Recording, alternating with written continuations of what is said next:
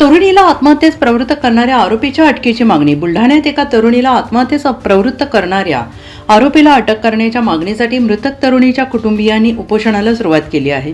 रुपाली रामदास सरकटे या तरुणीने 24 जानेवारी रोजी गळफास घेऊन आत्महत्या केली. मात्र या प्रकरणातील आरोपी तन्मय विजय गवई गेल्या 45 दिवसांपासून फरार असून अद्याप त्याचा शोध लागलेला नाही. बुलढाणा जिल्ह्यातील केळवद येथील रुपाली रामदास सरकटे हिचे लग्न तिच्याच आत्तेभावासोबत जुळले होते. मात्र तन्मय विजय गवई याला महावितरण विभागात नोकरी लागल्यानंतर त्याने लग्नास नकार दिल्याचा आरोप आहे. त्यानंतर त्याने रुपालीला मानसिक आणि शारीरिक त्रास दिल्याचे कुटुंबियांचं म्हणणं आहे. या त्रासाला कंटाळून रुपालीने 24 जानेवारी रोजी गळफास घेऊन आत्महत्या केली आणि या प्रकरणात आरोपी तन्मय गवई गेल्या 45 दिवसांपासून फरार असून पोलिसांकडून अद्याप त्याचा शोध लागलेला नाही. त्यामुळे अटक करण्यात यावी आणि रुपालीला न्याय मिळावा या मागणीसाठी रुपालीच्या आईवडिलांनी आणि भावाने बुलढाण्यात उपोषणाला सुरुवात केली आहे. मी मयत रुपाली रामदास सरकटे तिचा भाऊ आहे. ते वडील आणि आई तिघ जण उपोषणाला बसलेलो. रुपालीची मयत तिनं आत्महत्या 24 जानेवारीला केली.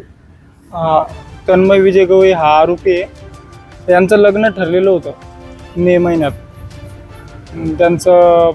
तो आमच्या नात्यात आहे. माझ्या आत्याचा मुलगा आहे तो. त्यांचे प्रेम संबंध सुद्धा होते 2 ते 3 वर्षापासून.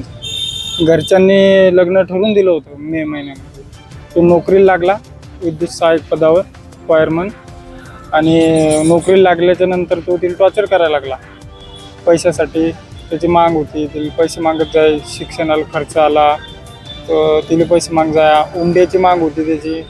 आणि तिच्याजवळ तिच्या अंगावर वस्ता होता. तिले तो कानातले मोड मला दे पैसे असं म्हणत होता. हे आम्हाला ज्यावेळेस त्यानं तिला फोन घेऊन दिला होता तर त्या फोनमध्ये रेकॉर्डिंगमध्ये सापडलं हे सगळं असं बोललेलं. आणि तिला त्यानं लय टॉर्चर केलेलं आहे. रेकॉर्डिंगमध्ये शिव्यागाळ्या दिल्यातले भरपूर. मानसिक ताण जास्त दिला. आणि त्याची मामाची मुलगी गोली नावाची, त्याच्या मामाला 3 मुली आहेत. लग्न ठरवून दिलं. तो नोकरीला लागला. नोकरीला लागल्याच्या नंतर लग्न अगोदर ठरलेलं होतं. नोकरी लागल्याच्या नंतर त्याच्या मामाची नियत फिरली आणि त्याच्या मामाने ती मुलगी समोर केली, हिच्याशी लग्न कर. हा बी म्हणत दिले की मी आता तुझ्यासोबत लग्न करत नाही. वेळेवर नाकार दिला आणि त्या मामाच्या मुलीसोबत लग्न करतो. तिचे फोटो इले धाडत होता तो की मी ह्या मुलीसोबत लग्न करतो आणि तुले नाकार देतो. ते इले नाकार दिला त्यानं ऐन वेळेवर. टॉर्चर केलं, मानसिक त्रास दिला जास्त. यानं 24 तारखेला आत्महत्या केली 24 जानेवारीला. आता काय मागणी? आमची मागणी अशी आहे की त्याच्यावर ज्या कलमा लागल्यात त्या कलमेनुसार त्याला सजा झाली पाहिजे. आणि आरोपी 1.5 महिन्यापासून फरार आहे. पोलीस प्रशासनाने अजून काय त्याला पकडलं नाही, फरार आहे. तरी लवकरात लवकर अटक करावं अशी मागणी आहे आमची.